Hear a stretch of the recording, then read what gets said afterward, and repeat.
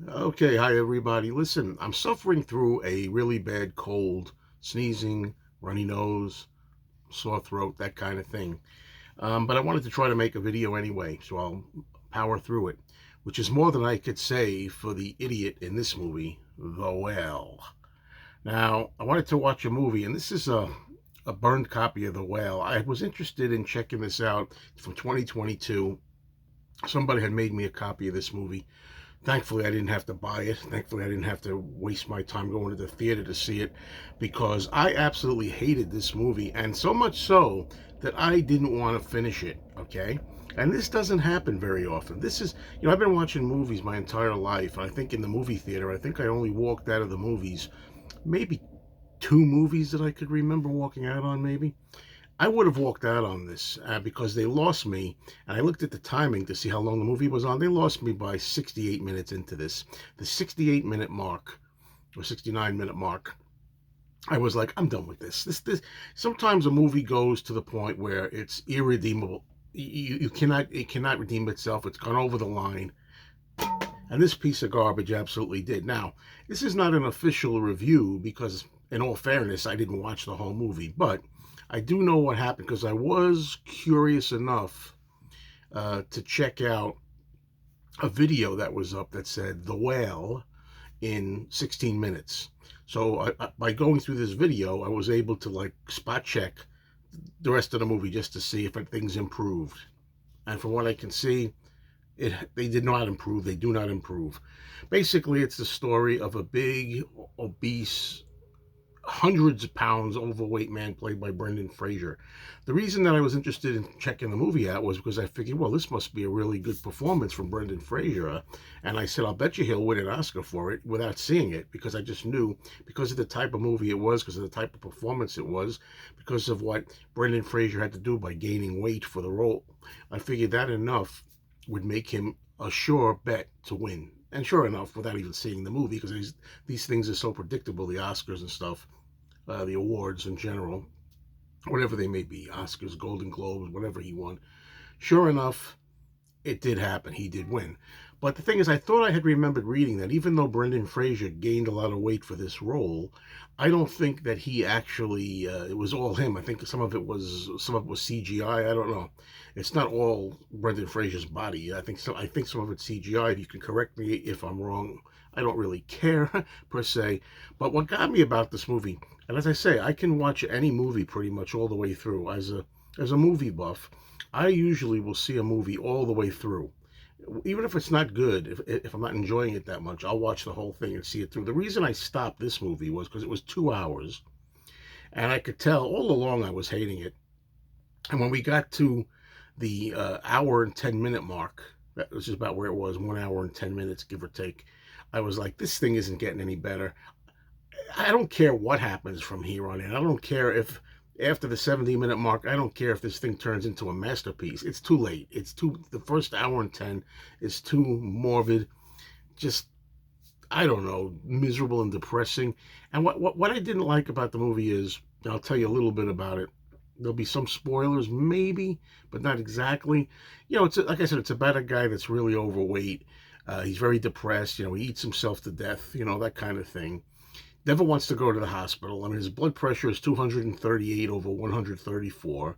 Um, he chokes on food all the time. He has, you know, almost a heart attack on a regular daily basis, and this guy does nothing to help himself, and that's what bothered me about it. I mean, man, go to the hospital, man. I realize the idea is supposed to be that he's depressed. I understand he's depressed.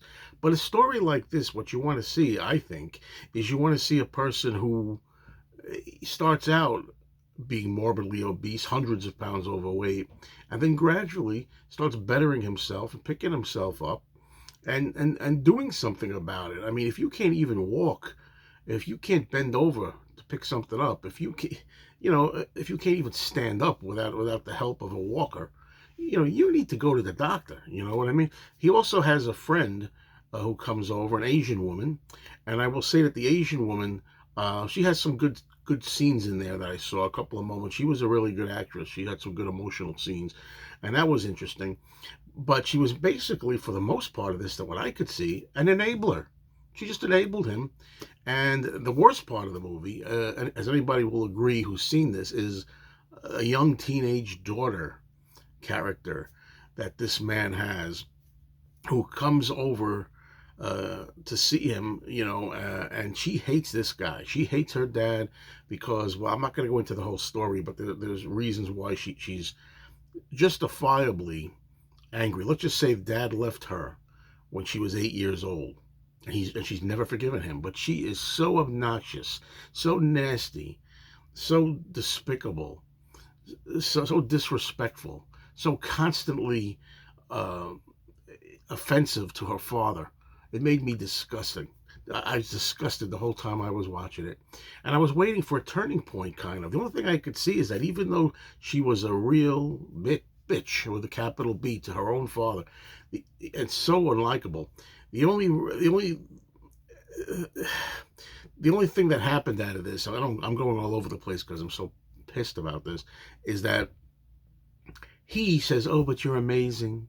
He's such a," I forget what words he says. Amazing. You are amazing. You are really incredible. You are a special person. He keeps telling her.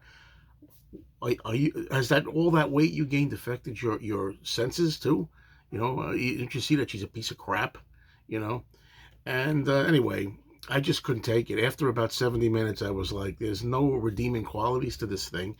And then I stopped the movie. As I say, I very rarely do that. I took it out, and I said to myself, I don't see any. These are all like miserable characters. This is a man who doesn't even care about improving himself and trying to save his own life. You want to see a story where somebody, I think, at, you know, picks up himself and has a happy kind of experience, a happy ending. And when I stopped the movie, I said to myself, I can't deny, even though I don't want to sit through this thing anymore, they lost my respect. And lost, I said, I am curious to see if they got any better, if they had him change himself or anything improve. So I watched that video I said earlier, the 16 minutes of the whale in 16 minutes. And I noticed by going through, no, it got only worse and worse and worse. And spoiler, the big fat guy actually does die from his own, lack of self-respect and self-discipline. There is absolutely no reason that I should have stuck with this, and it turns out, as what I saw when I checked it out, I was right. You know, I really dislike this movie, and not because of the subject matter. The subject matter is very interesting, and there are people like that. There are people out there that are like 600, 700, 800 morbidly obese pounds overweight. And people suffer with depression, and people suffer with the pain that they go through when they're hurt, and they use food, say, as a comfort food. But you need some kind of an arc here. You need something to change. I didn't get that at all. I loathed The Whale.